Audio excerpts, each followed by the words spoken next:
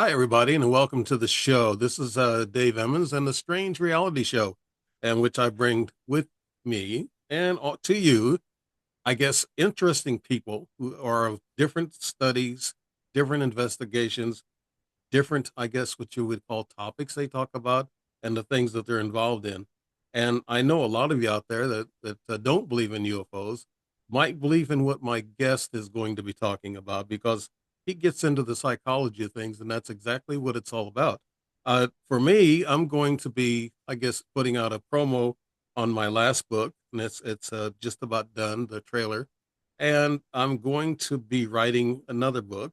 It's going to be short stories. It's going to be about ETs, paranormal, and it's going to be about angels and interdimensional type things. And they're going to be true stories. And I'm also teaching with EMIX, IMIX, out of New Mexico City, Dr. Federico Vidal. I'm going to be teaching UAPs studies in that starting this Sunday, and that ought to be interesting. I'll be a teacher. I'm a journalist, but I guess journalists can teach. But I know this guy can teach that I'm going to have up here. I'm going to introduce him, Dr. Ashwin Mohanan Mohanan. I guess that's how you Pillai. Is that how you spell it? Say it, Pillai. Yeah, I should have yes, cleared feel that up. like. Pillai. I should have cleared that up before show. I'm sorry, doctor. But Dr. Ashwin Pillai he is a parapsychologist, researcher, and investigator whose work focuses on the intersection of human consciousness, psychology, and anomalous experiences with a background spanning parapsychology, metaphysics, and applied field investigation. His research emphasizes evidence based, methodical approaches to paranormal phenomena rather than folklore or fear driven narratives. Sounds good. Dr. Fillet is known for developing structured investigation frameworks that combine psychological profiling, environmental analysis, and controlled observation to differentiate between cognitive independent research projects across the cognitive eyes glasses, cognitive, emotional, and unexplained variables. He has participated in podcast field studies and independent research projects across India, with particular focus on culturally rooted belief system and how the human mind interprets anomalous experiences. That's been a topic that a lot of AT people are talking about, Doctor, and his work aims to educate the public on understanding the mind before labeling experiences as paranormal, encouraging critical thinking while remaining open to unanswered questions about consciousness. And that's another big secret consciousness, enlightenment. That's what everybody's going. Dr. Ashwin Yeah. Pillai is parapsychologist. Tell us a little bit about yourself and how you got involved in this scientific studies.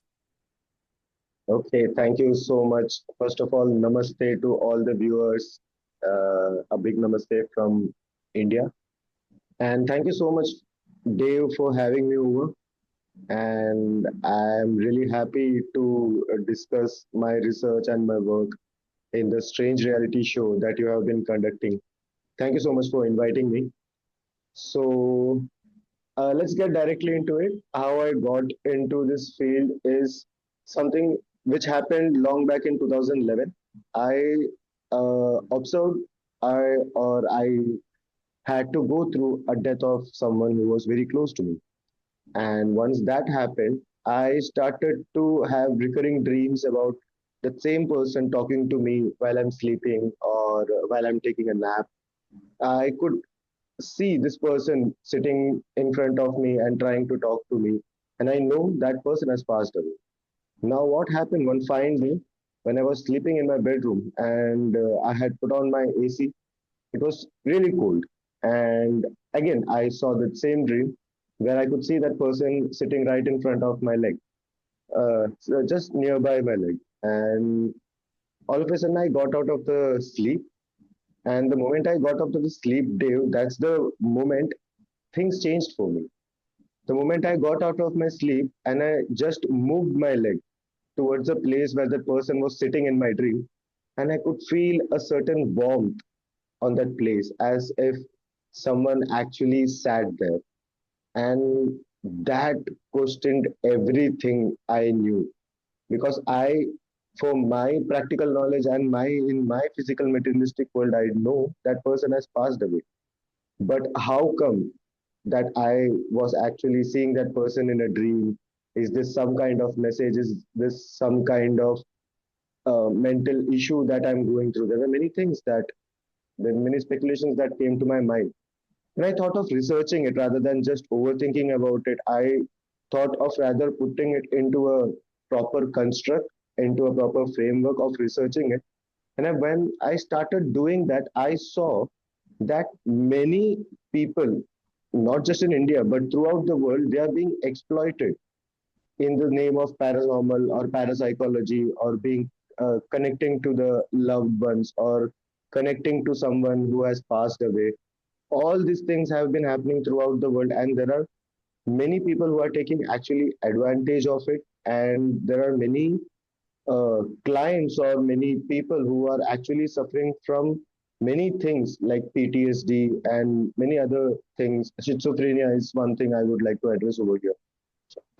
People are going through such psychological issues and addressing them as that you are going through something paranormal. No, you are being attached by a spirit that has just passed away. All these narratives keep telling the people, keep threatening the people, or it the people tend to be more afraid toward these terminologies and these sections. And whenever you need an answer related to these things, people usually go to someone who talks a lot about this thing. That is what that is one thing I noticed. And when I saw all of this, I made a decision. No, I should be actively participating in this field, researching in this field, take out the misconception that has clouded this field. So parapsychology, the research of parapsychology, as you must has also, or you must also have noticed, the word parapsychology means something that is working alongside psychology, or something that is happening beyond psychology. But today, when you look at people who call themselves parapsychologists, I feel like they are just ghost hunters who are very curious and very thrill seeking people who venture out in the dark, taking devices which are of industrial grade, and they try to find an answer. I'm not stating that it's wrong, but it would rather sound like we are just investigating, or we are just looking into one side of paranormal. We are just trying to prove that it's out there in the field. But at the same time, there is also a narrative that tells it's everything in our mind. There is a group of people, there's a majority of believers who just think that parapsychology or paranormal events that we are going through, or paranormal phenomena that a person is going through, it all happens because it's just a psychological phenomenon. That is also a section that people believe in. What Yeah, I tend to do, doctor, yeah, parapsychology only, I guess, come into being what 20, 30 years ago. I remember it throughout my life, my long life, that parapsychology just it wasn't started. They didn't start teaching it in college until 20, 30 years ago. Is that right, doctor? true, true, that's true. Before in 18, by the end of 18th century, the term parapsychology was termed. The term parapsychology was coined, but the proper research in parapsychology actually started when there's a researcher named J.B. Ryle. He started up with the psi research, the psychical part of the research, the extrasensory perception, and that side of the research. That is where the actual research on parapsychology actually came into existence, but it was not studied yet with the intensity that we are studying right now. It was not being studied. Sorry, it was not being studied at the intensity that it's being studied right now. Yeah. Because of that, sorry, were you saying something, Dave? No, I was going to say that we're in the UFO UAP field, and what we're studying, and EMEX is studying this also. Mm-hmm. A matter of fact, you might be interested in working with that organization too, because they're going into the mind and to these Yeah, abductions. These people have experiences like myself.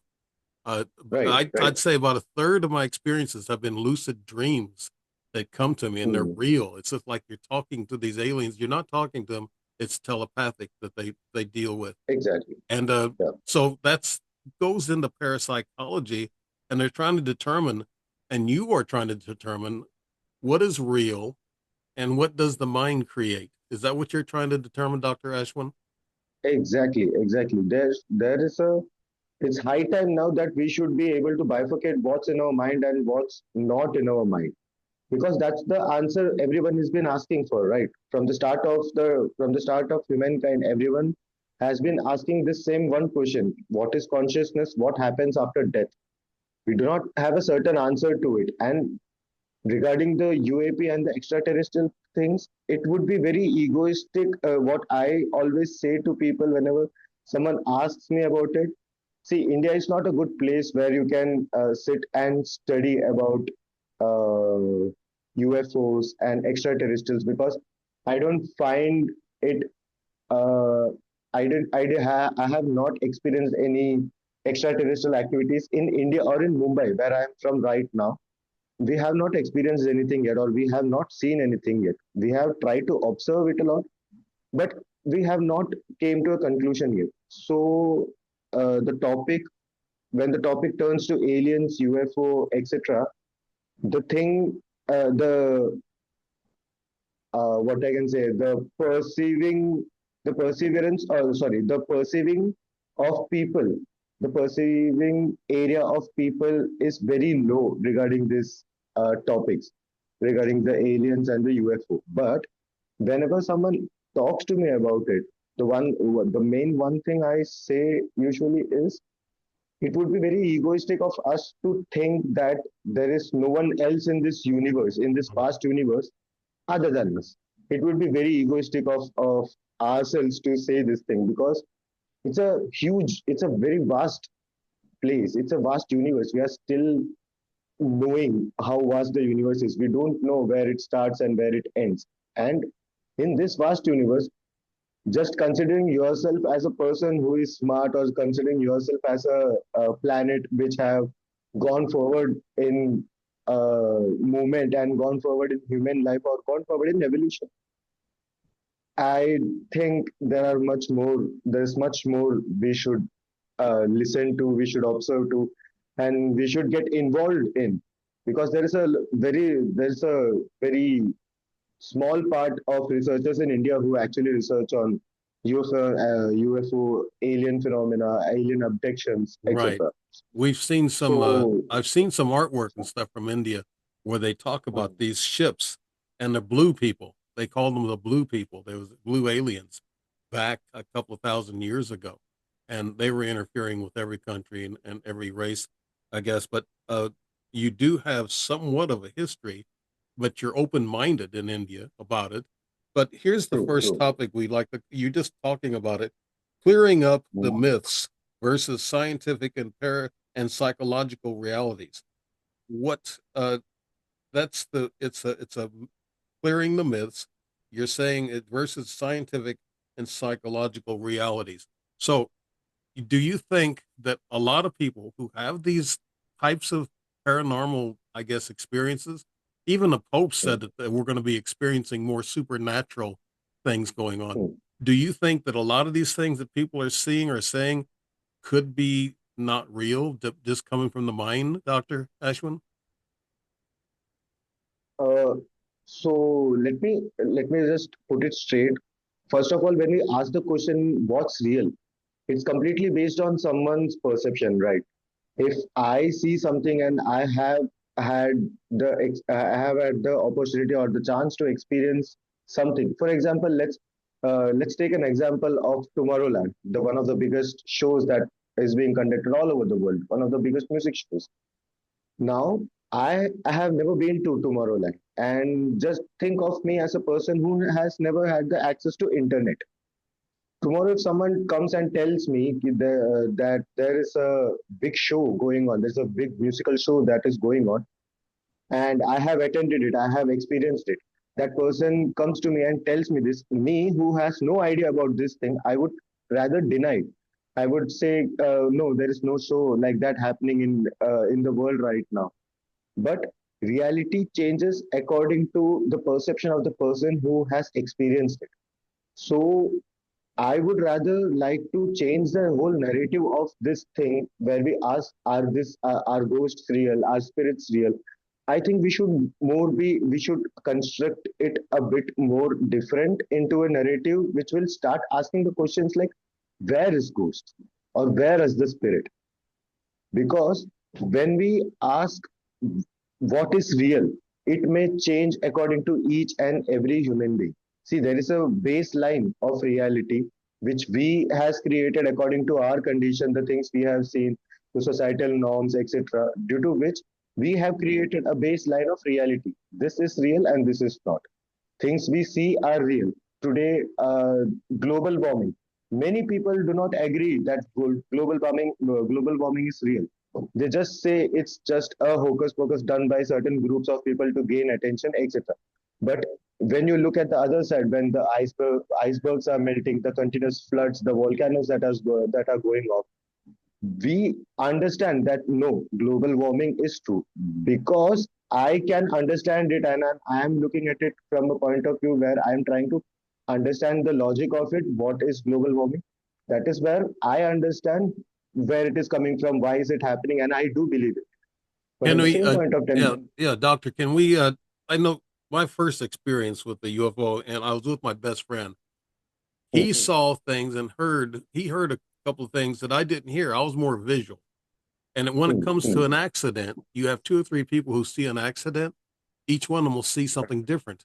I don't know if that's if it's that some people are visual, some are audio, some are true, true. sensitive by feel, and they sense things like heat, cold, or whatever. Some people hear things like my buddy. He heard a little buzzing, hissing sound, but I was paying attention to the portals, the windows, where I saw shadows Mm, of these mm. ETs moving around. And so we each had our own, I guess, interest. And so is that what you also see people doing? They see things differently, like you saying one person may see this, another person may see it differently. Is that what you're saying, Yeah. Dr. Ashwin? Yeah, exactly. Because reality changes according to each person's perception, is what I have understood. I can't say if I come out and say, yes, ghosts are real, that can offend and that can go against many people. That can go against the belief of many people. But when I ask the questions, where is the ghost? Where do you find this ghost? Then there comes a critical thinking. There comes a certain angle of, okay, let's find the answer. Let's look at it together. Let's search the answer together. When you put it like that in front of people, people will be more open towards listening or open towards understanding what actually parapsychology is. People actually tend to listen what we are trying to say if we do not dismiss things. The moment we dismiss things, people totally take it in a way, either he doesn't know anything about parapsychology, or he is not into this thing, he is just denying things. These are the things that people get into when you deny, no, ghosts don't exist, no, spirits don't exist, no, these haunted places do not exist, it's just psychological. If I start saying that, then everything may fall apart, because there is a big section of it, it's a big world, there's a big section of people who has experienced these things as their own life. There are many people who have actually went through exorcisms n number of times to get rid of many energies, many feelings they were going through. So I can't just brush it off and say it's all psychological.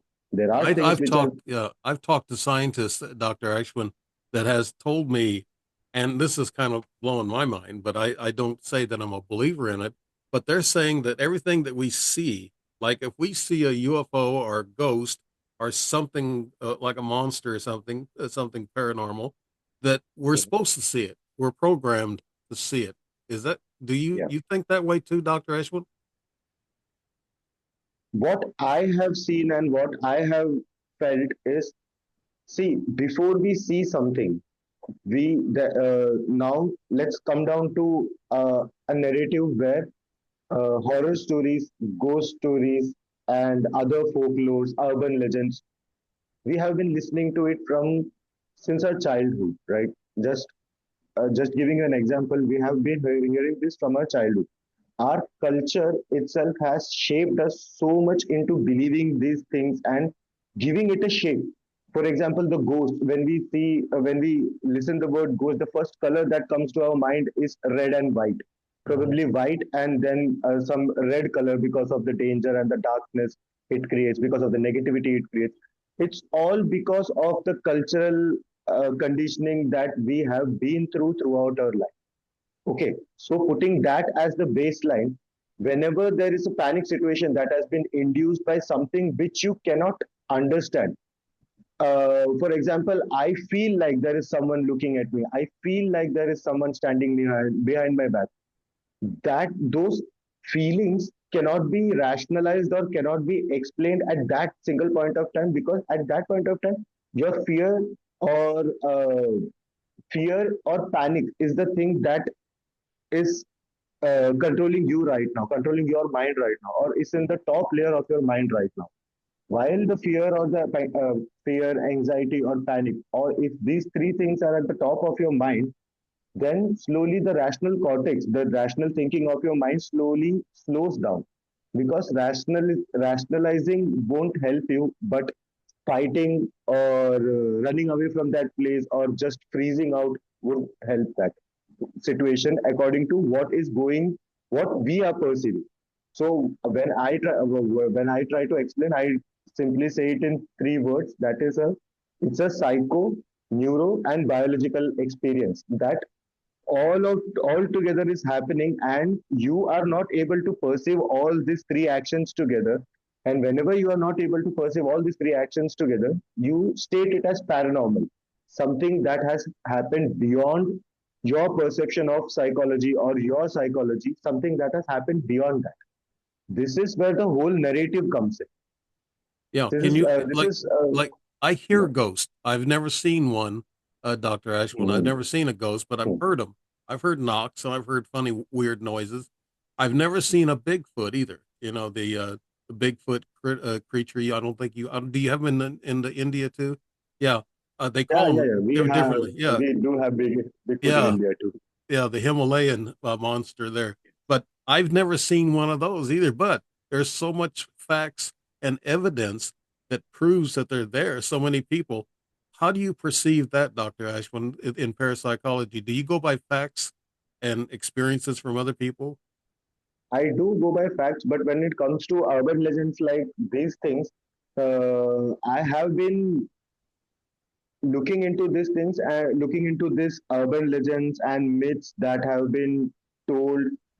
I'm just trying to clarify if these things are just myths or these things are just stories made up by people. No, I'll let you into one secret story that I got Okay, to know recently. good. Okay. So there was a very prominent haunted place in our nearby locality. I won't mention the place. In the nearby locality, there was a very prominent haunted place. Many people were afraid to go over there. There were many narratives being told. If you go over there, the spirit will kill you. The spirit will attack you. So you should not be going there post 12 p.m. You should not visit these places. We have heard cries in the by 2 p.m. or 2 a.m. or 3 a.m. We have heard cries of women. We have heard cries of children. We have heard weird animal sounds, and all those narratives which can make a place haunted, all those narratives were there. Now turns out there was a person who was crossing by, and he saw someone entering into that place. And when he saw someone entering into that place, he tried to stop that person. The moment he tried to stop that person ran inside. And this person who saw this thing, he was so afraid that he started shouting that I saw the ghost, I saw the ghost, I saw it running over there, I saw it running over there. He started shouting. There was a mob that got collected because it was night and everyone was asleep and he was shouting. So everyone came out just to take a look at what is actually happening, because there's a person shouting in the middle of the road at night, claiming that he has seen a ghost going inside to that prime haunted location. Now, everyone in the area was afraid, and there were many people. But at the same period of time, there were some people who were very skeptic about this thing. What they did was they directly called the police. They called the police and they told there is someone who has been who ran into this. At the moment we saw him, he ran into this building, and I think there is someone, and he may be related to some crime or something. Turns out it was a small drug cartel. And because no, they shouldn't be catched because it was their base. There were many things of their own, their personal belongings kept over there. It was the place where they would stay. And because as people should not go over there and there should not be no more interference of the human being, this was the narrative that was being told over. And I think this place has been haunted for almost 10 to 15 years, I guess. No one dared to go inside, and that one incident showed what actually haunting is. And that one incident opened my eyes too. If this is the reality of one haunted place, there are thousands and billions of haunted places throughout our world. What are the cases over there? Are they all real? And see, we cannot get an answer. If I'm sitting over here and you're sitting over there, and if we're trying to talk about this thing, we are certainly not going to get an answer. What I will have to do is I will have to personally go and visit each and every haunted place, do some good tests and good some take some good observation, bring out a new narrative for paranormal investigation. Do it in both the way where there are psychological readings also, observations also being done, and also there are this industrial grade devices like EMF device and EVP device, electromagnetic frequency detecting device, and electronic voice processing device. These are the two prime major devices that are being used for paranormal investigations. Yes, So I I use am, them. Yeah, I use them. yeah, actually I'm trying to build now that there's now let me tell you one thing. When we use this device, there is a small problem that we come up to because there are, see, we now today we live in a world where electricity and Yeah, energy is everywhere. Like basically each and every place, there are lines running beyond the earth. There are lines connecting over our heads. And during this time, taking out EMF and telling 100% that it's a spirit talking, that's what pushes me or yeah, pulls me back. yeah. And that's the reason I came up. Yeah, you got to find a neutral place to put your measuring Exactly. devices. You got to zero them out, and okay, and you go around and test everything in the room. That's what I do, and you make sure where the hot spots are at, and then when the meter goes back down to zero, then that's where you put it. Because if some energy is going to come in or pass by it, it's going to give an indication. The imagination of the mind. You're talking here about, you know, the it's a perception, the memory, the trauma, and the belief Mhm, that shape the paranormal encounters. And us humans mhm. have a big imagination. And I know your mom and dad probably told you just like me when I told them something, they said it's just your imagination. You know, there's a song titled that, Very "Just Your true. Imagination." You know that Just your song. But imagination. yeah, but True. no. What do you think about that, Doctor Ashwin? Are we creating a lot of this stuff ourselves?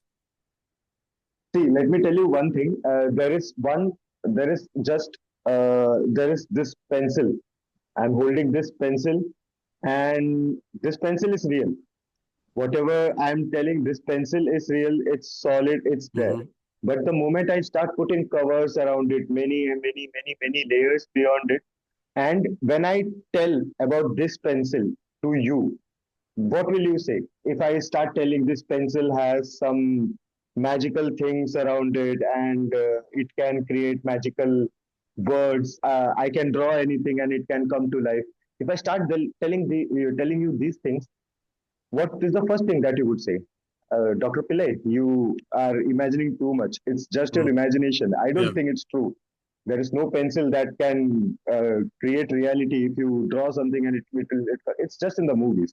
yeah. Similarly, like that, what happens and the phenomenon, the actual paranormal phenomenon, the spirit interaction or the spirit attack, what happens, the actual thing is true. There is a true experience that happens, but everything that builds around that true experience is what makes that experience supernatural or makes that experience imaginary, or it's just your imagination, makes people tell that it's all psychology. When you state, for example, if there is a place which is really dark and creepy, the first thing that I will have in my mind is fear, and then I'll go inside that place. But when I'll come out and when I'll meet you, the first thing I'll tell you is, "Oh, Dave, do you know? I went into I went inside that place, and then I started feeling too much of fear. But that was not the reality. I felt the fear beforehand, and then I went into the place. So there are many things that are happening when you have fear. Just like I said, when you have fear, and fear is something, I won't say it's a bad thing, because that's what made us evolve, right, Dave? Hmm. Fear made us evolve. If we would have been fearless, there would have been no humans left in this world. I know All you. big animals I would know be you've killed. studied PTSD, right? Yeah, yeah. do you work with combat veterans or anything like that? With PTSD, I was a Not yet, combat not veteran. yet. I had a few dreams early on in my life, but after that, they were gone. I So an investigator, and I know you're an investigator and a doctor, and when I investigate UFOs and I find a picture that's weird, I have to look at it for a while, look at it the next day, look at it the next to decipher. My imagination can run away with me since I've had so many experiences. I have to Hmm. lock in and say, okay, is this true? Is this real? And then think about it. Let it go for a few days or let somebody else's eyes take a look at it and they'll say, well, no, I see this. I see that. Okay. True, That's true. something that other people put, they put eyes on things. I like doing that. Any pictures I have, I ask people to take a look at it. What do you think? Does this look like this? Because being an investigator myself in the UFOs and stuff, I have to question and doubt myself. Sometimes I'll go back through True, my notes, I'll put an X through it, and I'll say debunked. Debunked. So that's not a true, true. story I'll ever talk about. So is that how you do things to make notes and check yourself, Doctor Ashwin? First thing what I do is whenever I talk to a person who says or who claims that they have gone through this experience, the first thing I do is sit and talk about the experience. When did it start and how did it start? When you start asking these questions, when there is a basic interrogation going on before the investigation is being conducted, that gives you a base idea of what that person has went through, or what is the energy, or what is the spirit, or what is the entity that person is facing or person is dealing with.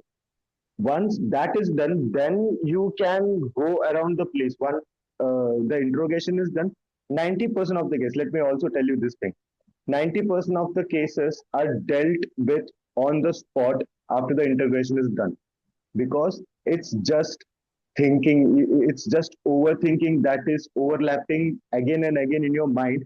And now, sorry, you have reached a point where you are forced to believe, there is a lot of fill in the blanks in your mind, and you are forced to believe that all the fill in the blanks is because of something paranormal, and not something because I don't have a routine, not something because I didn't have food for 2 or 3 days, I'm not nutritious, or I'm not having a good mental health. They are not giving any reasoning over that.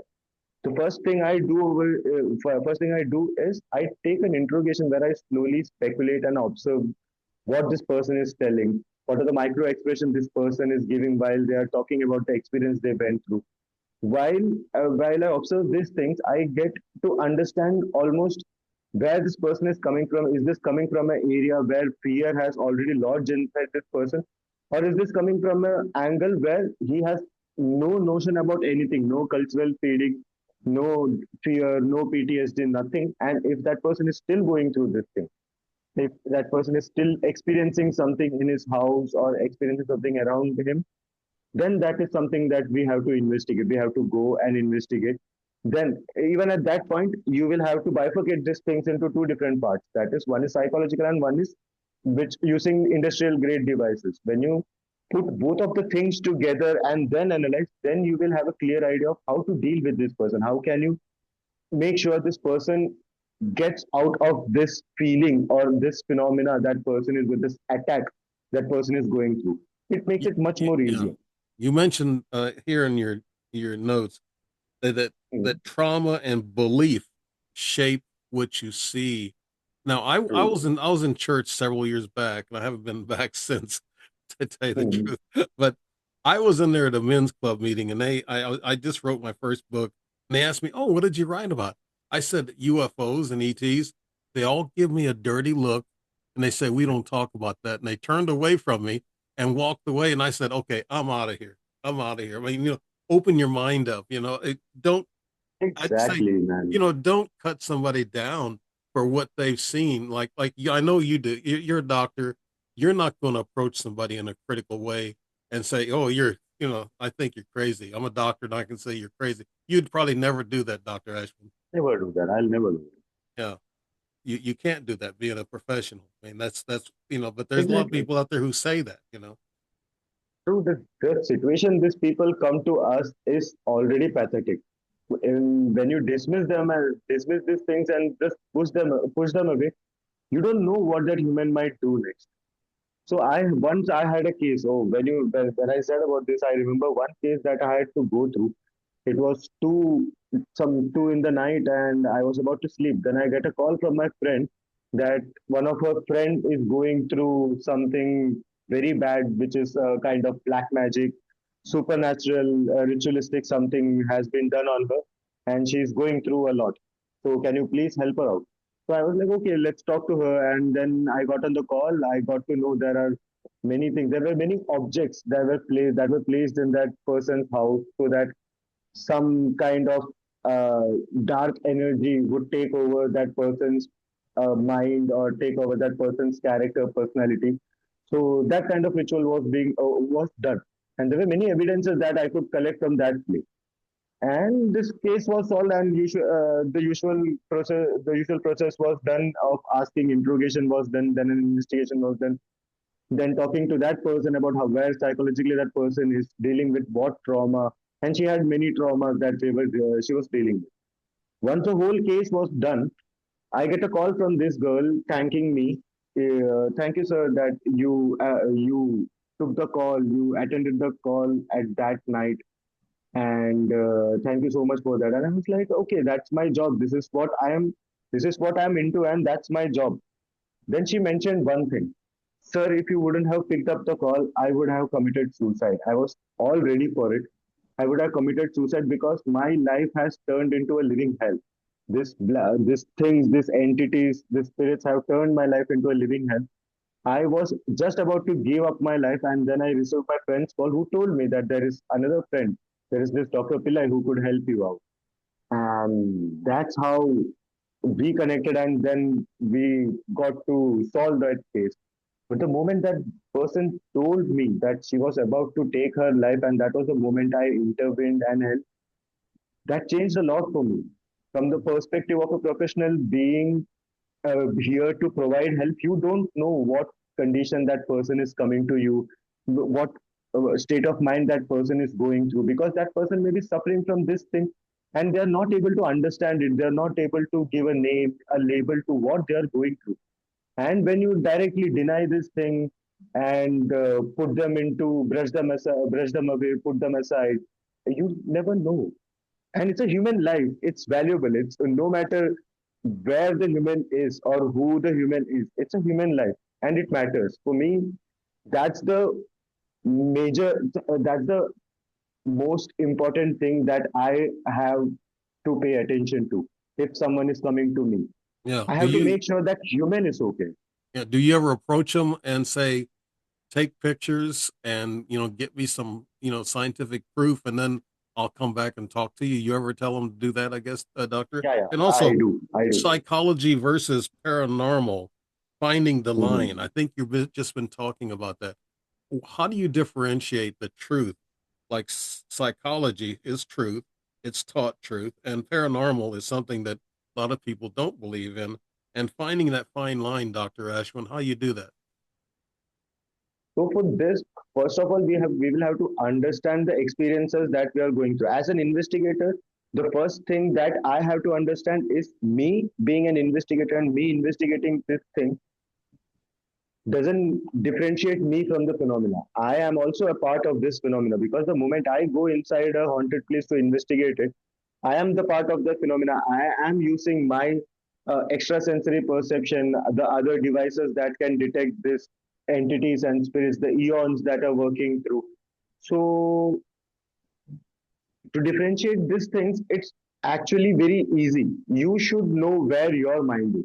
The base thing that I would say is we work out for our body. We do work out for our body. We lift dumbbells, we do calisthenics. There are many different things we do for our physical health.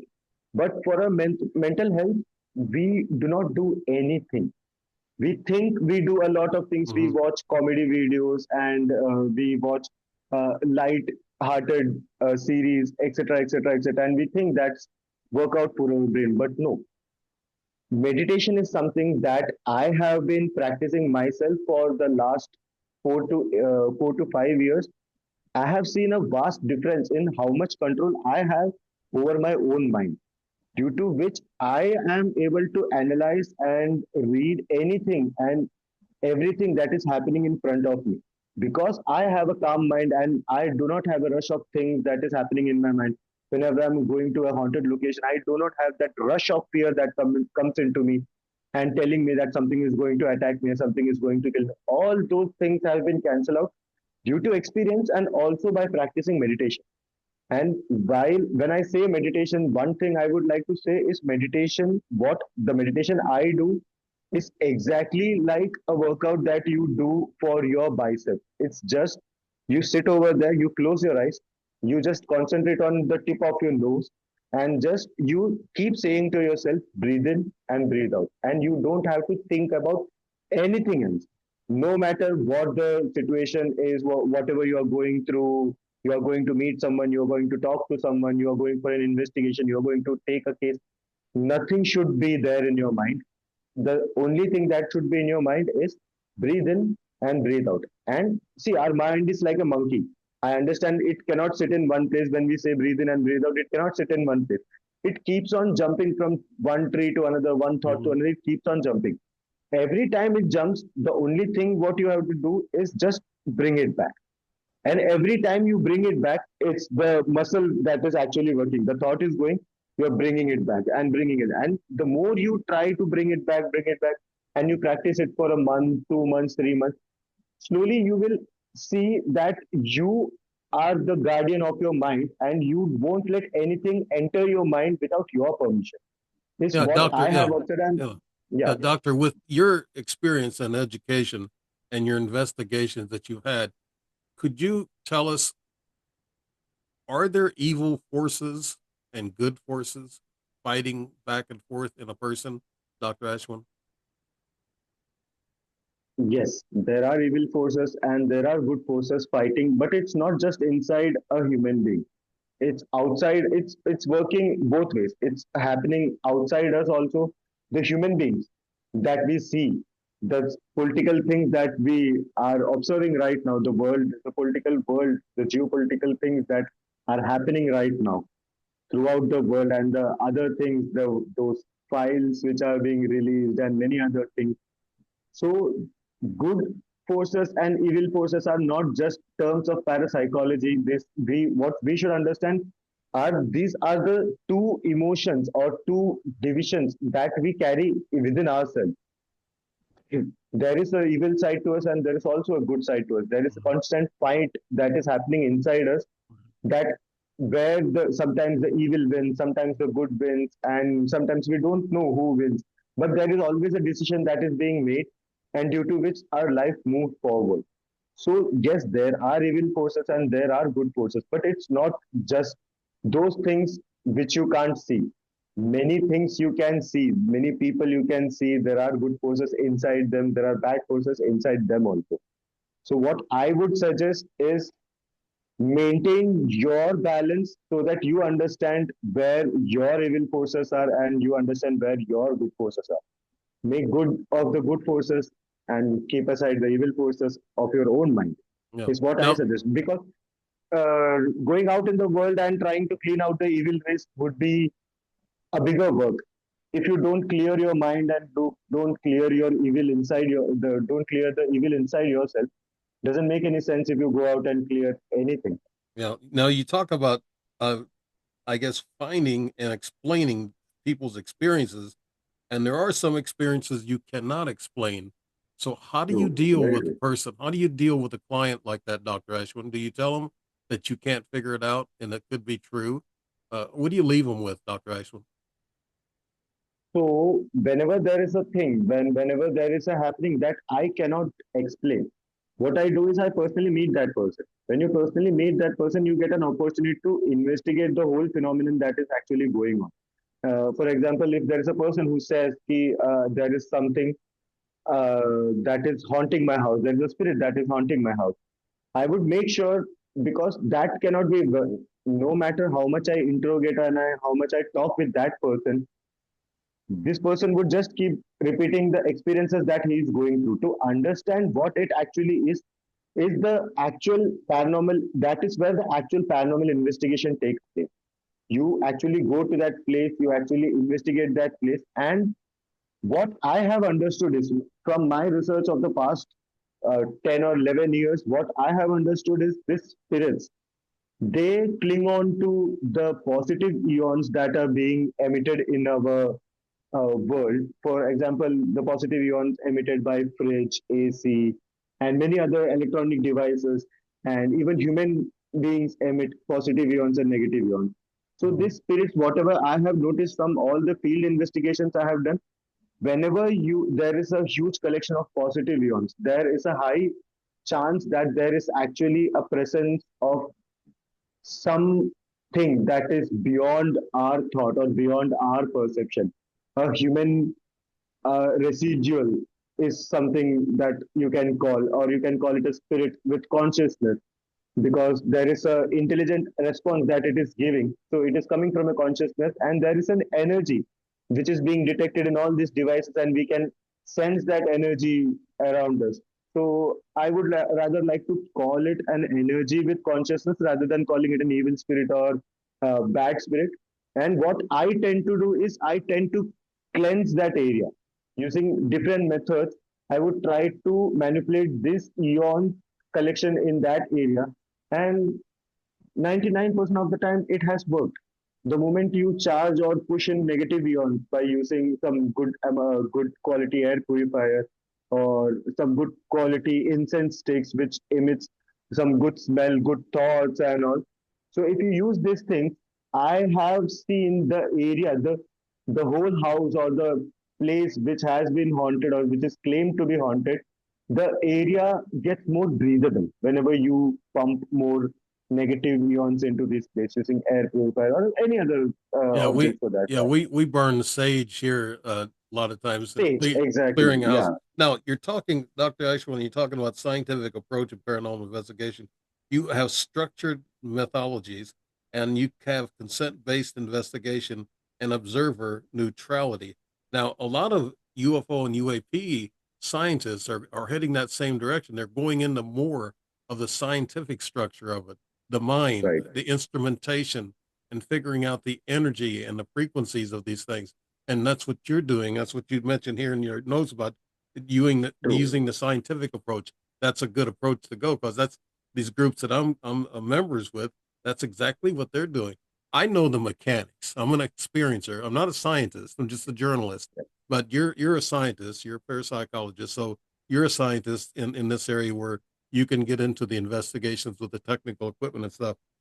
So could you tell us that when you measure these things, have you really found real proof with measurements of instrumentation, Dr. Ashwin?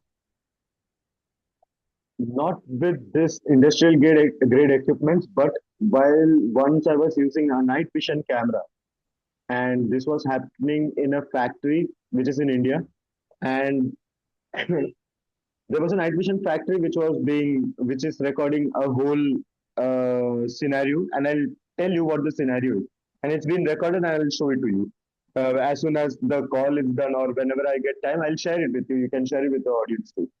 So there is this video clip where I have captured, there are orbs that are actually traveling.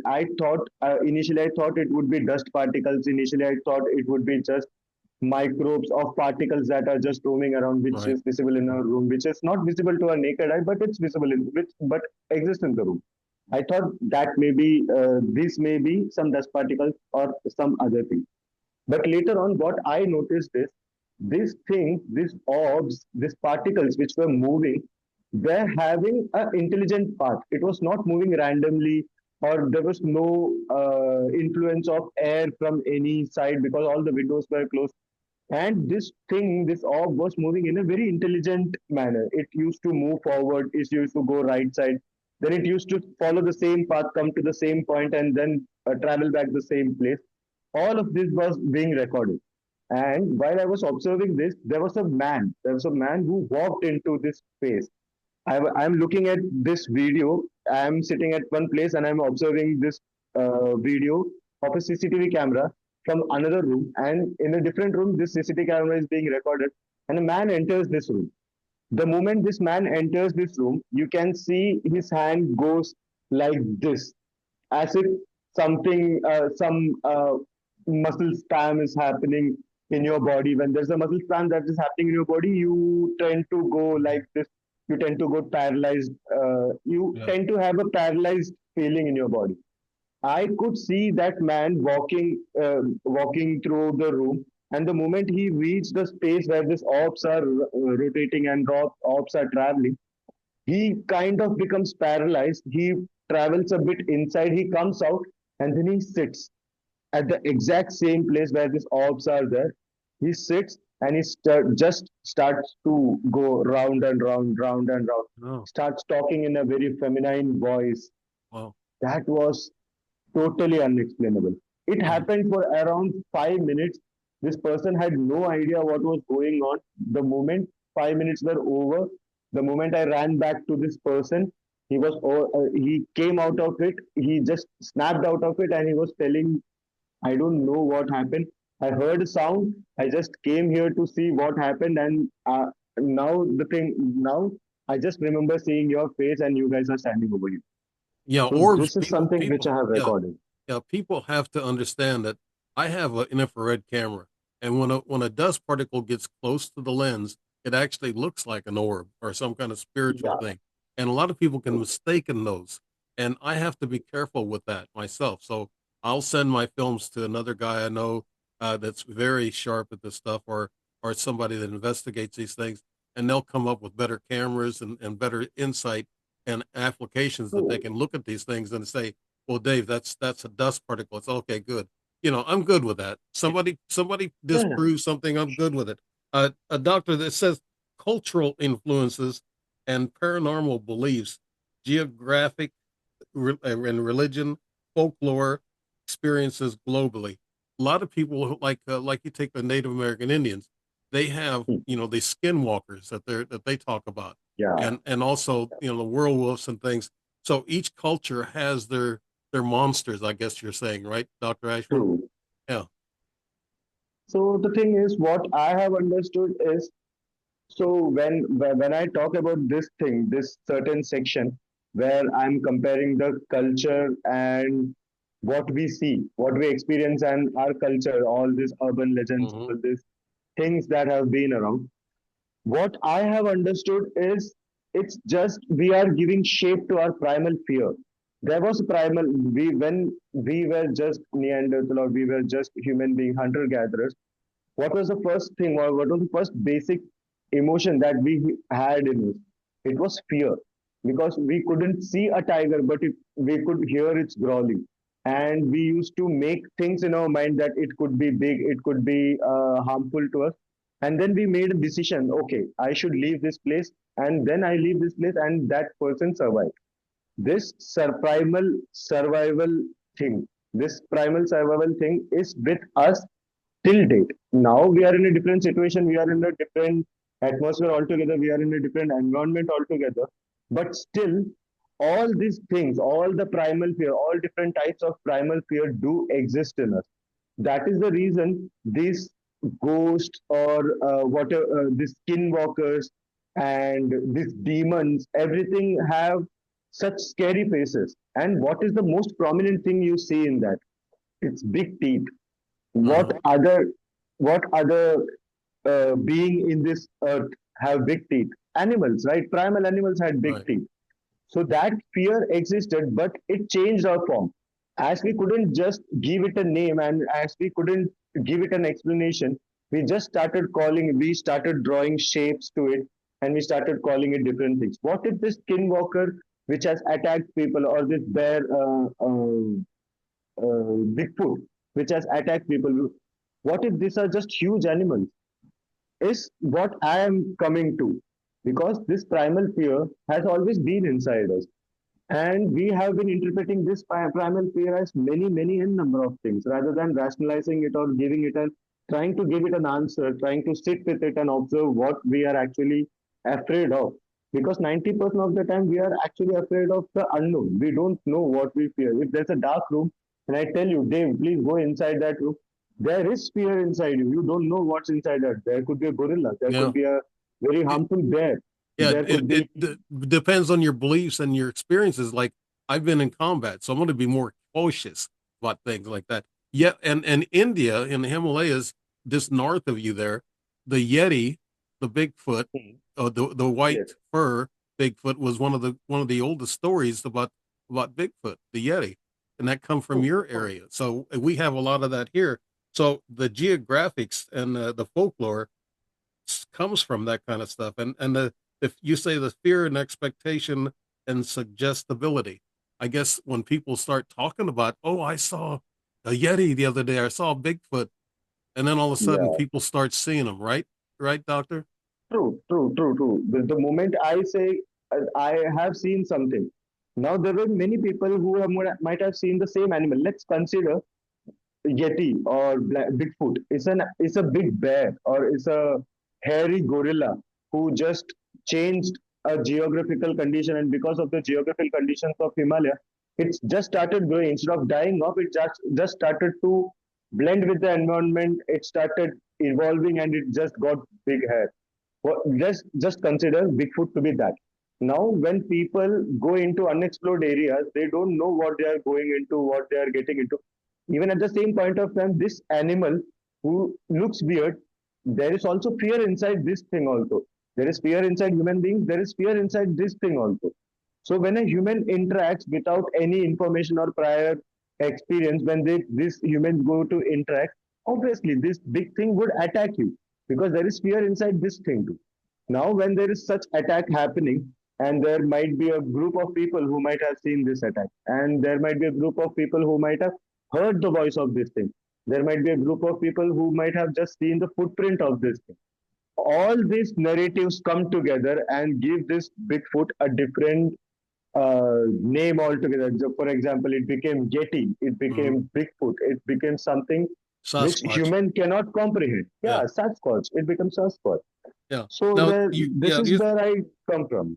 so When while I say cultural things and also the geographical yeah, conditions also matter when when we talk about parapsychology and paranormal experiences, we should also take into consideration what shaped us, the culture, what shaped us, and the geography we are in right now. and the That is something environments. we Yeah, you yeah. mentioned the environments, and that could also, like we have people that live in forests that have bears, and a lot of times they can mistake a black bear for a Bigfoot, a big, 500, 600 pound bear. So, uh, what do parapsychologists? You're trained to differentiate between, I guess, the truth and what could be actual paranormal, and I Yeah.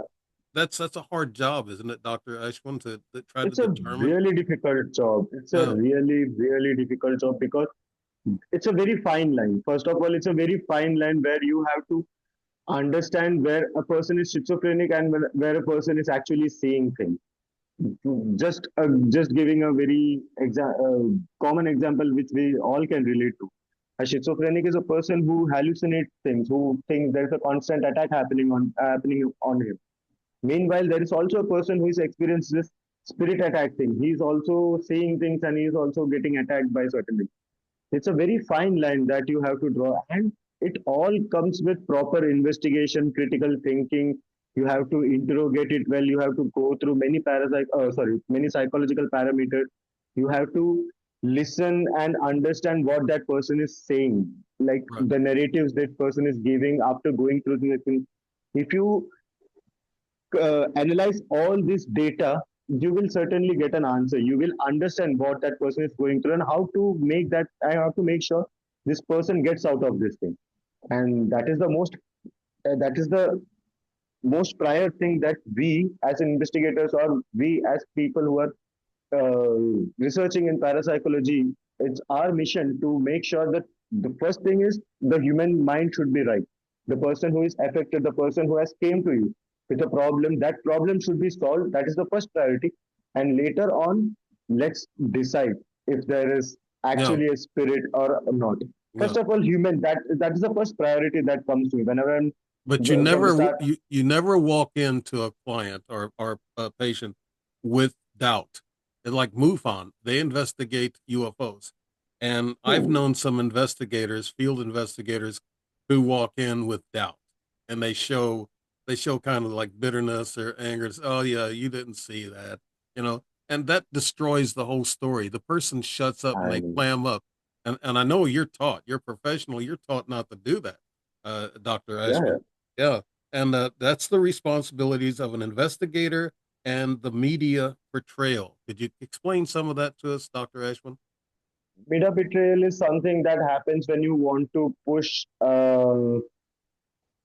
the tourism of a place, but then if you start telling the people that this for example, there is a place which is really far and in far and it's in the corner of the world, and if you want to make a good tourism, if you want to make good money out of it, milk out good tourism amount out of it, just state something about that place which will make that place mysterious. Yeah, The moment that place gets a mysterious story there, the human we us human beings are drawn towards mysteries and things we cannot explain, just like moth towards a flame.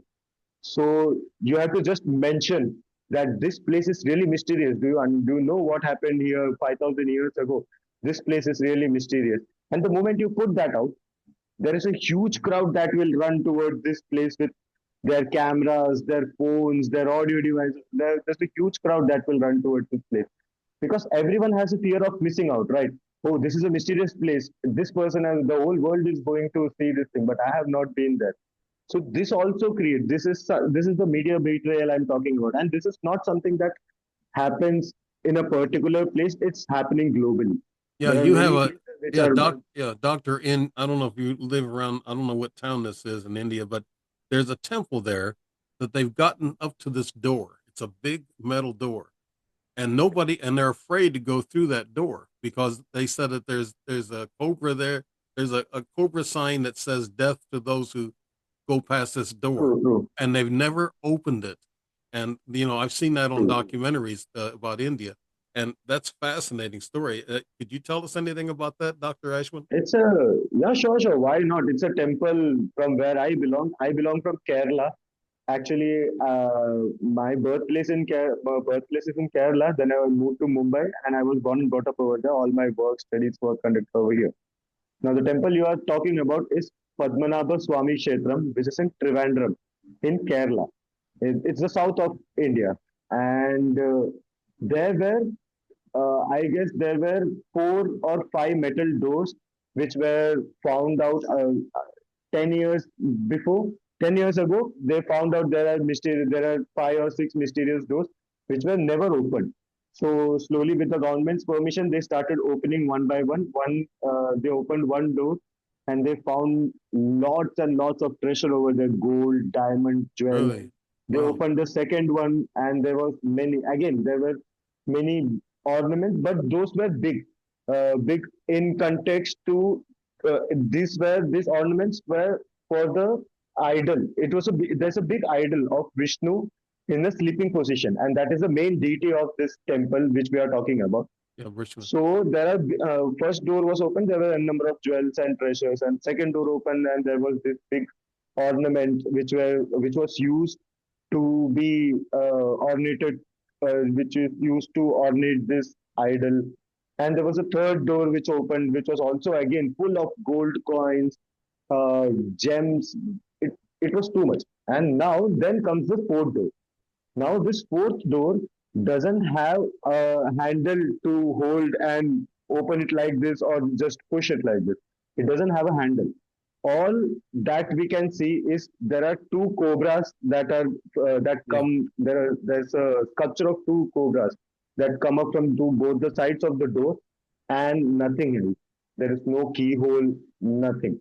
So there is a belief that says there are certain chantings and there are certain mantras. If you say those mantras correctly and if you chant those mantras correctly, then only these doors will open. Or else if you try to force open the door, there might be something as bad as the end of the world. As Yeah, bad as the end of the world, something might happen. So yeah, this is the whole thing that about the Padmanabha Swami Kshetra. yeah. So we go It's back to really a yeah, historical place. we go back to folklore. Folklore protected that site for hundreds of years. I don't know how many hundreds of years old it is, but the fear Mhm. that people had to mess with those doors, I guess the folklore worked at that point, right, Doctor Ashwin? Exactly, exactly. That is the actual purpose of folklore, right? Just like I told you, there was a person who was running a drug cartel and he found a folklore that this place is haunted. That was his business, and that kept him safe. Exactly like that. Now that was a negative use of this thing. Now there were brilliant people, there were brilliant rulers in India who understood if I put fear as a factor over here, then no one will dare to come inside and touch these things. Yeah, Brilliant rulers, just brilliant minds yeah. behind these things. In closing, I want to go to your last point here. And this is, I read this earlier and I thought it was exciting because the UFO studies are getting involved in this. Scientists are getting involved. The future of consciousness research, where psychology, neuroscience, and parapsychology may converge. Could you tell us a little bit about that, Dr. Ashwin?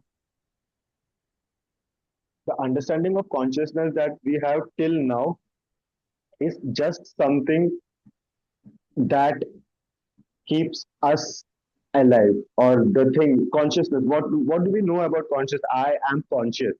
I'm conscious and I'm talking to you. I do have a subconscious mind and I have an unconscious mind. There is an unconscious mind that might be working when I'm sleeping. There's a conscious mind that is working when I'm talking to you. And there's a subconscious mind that is basically a hard drive which stores anything and everything that you see, observe, listen, and feel everything. Now, when we talk about the study of consciousness, first thing that we should all understand is consciousness is somehow related to our breathing, because breathing is also something that we have not understood completely. What we are breathing in, we know the elements what we are breathing in. What if there was a theory which was stated and put in front of the world? What if this oxygen or this air which keeps us alive, what if this is the consciousness? We breathe in consciousness, we breathe out consciousness, and that is what is keeping us conscious. Is something that I came across, and that is where I started my study of consciousness, of trying to understand what it actually is. It leaves our body when we die, but it's there inside our body when we are alive and when we are active and talking, it's there inside your body. But the moment there is coldness, there is death happening, the energy, there is a heat that leaves your body, which I tend to believe it as prana. In India, we call it prana. Yeah, Prana is the heat of life, that heat, heat energy that keeps you alive. Along with that heat energy, there is something very intelligent that is being being built inside us, which we ourselves are building by looking at things, by studying, by reading, etc., etc. We are growing that small consciousness into something very intelligible. Where me sitting in India, I am talking to someone who is in US right now, and we are both talking about the same thing. We both are the investigators of the same field. We might look at it very differently, but we are actually talking about and working towards the same thing of understanding what happens to a human body, or what is a human body. We know what is a human body, how this thing works, but what happens beyond that is something that where I would like to introduce that, where this is the convergence point where there will be biology. We'll need to understand the biology of a human being. We'll need to understand the neurology of a human being.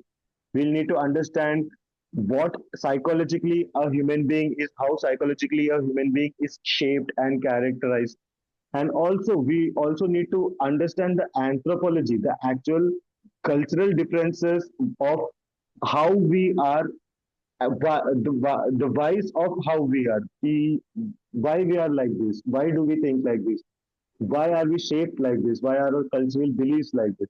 all of these studies, when we put together, then we get a very 0.1 or maybe 2 3% of understanding what actually consciousness is. And that is where I'm starting right now. Yeah. So yes, In that's it. closing, could you tell us what your future plans are, Dr. Ashwin Pillai? Okay, my future plans is to deploy parapsychology as a academical subject in India. That is one of my most primary missions that I am working towards. And the other thing I'm now actually currently working on is I am now trying to create a new narrative, a new innovative type of paranormal investigation, just like we discussed earlier. I'm trying to make it more accurate, where I can read more, where I can keep more parameters and read more analysis about the psychological part of how a paranormal investigation happens, and whatever happens in an investigation, why is it happening from a psychological point of view, and also at the same point of time, it's congruence with the the industrial grade devices that we have and that we have been practicing from a lot of time. So by doing this, what I'm trying to do is trying to take parapsychology just at least one step further in my lifetime with my research and whatever work and whatever cases, whatever research I have done. I'm trying to push parapsychology a step ahead, where we will be understanding a bit more than what we have understood till now. Mhm. So this Yeah, is what I'm working on. yeah, we can use your talents in the UFO and ET field also. And Sure, I sure. I mentioned would really love to know more. I mentioned that one organization that you might fit in really well with, and we'll talk about that. But I want to thank you for doing the show, Dr. Pillai. I really do. Dr. Ashwin Pillai, Dr. Mohanan Pillai. That's full name, Dr. Ashwin Pillai. Thank you so much for being on The Strange Reality with Dave Emmons. And I want to appreciate everything that you said. And you've been very interesting because this is part of the conundrum of all these paranormal things. And yeah, I guess you can link UFOs, ETs, all into the paranormal because the mind plays tricks on us, and you have to figure that out. And I'm glad you got that job, not me, because that's a tough job to You try to. need Yeah, Yeah, you yeah, we, actually need parapsychology just yeah, to be a filter of your mind so that yeah, you don't believe anything and yeah, everything. You know what you're believing in and what's true. So yeah. that's why we need parapsychology as filter. To filter things. Yes, filter. Yes. Thank you, Dr. Foley, for being on the show. And I want to say good night to everybody, or good evening, or good morning, whenever you hear this It's good show. morning over here. Yeah, it's good morning over there. Yes, it's morning real Yeah. early. And I'm really, I appreciate it, Dr. Foley. I really do. I appreciate Thank you so the much, Dave. honesty. Thank you so much I for that. appreciate Namaste. getting up early and doing this. Thanks to Sure. everybody listening. The Strange Reality, Dave Emmons and Dr. Pillay. Thank you and good night, everybody.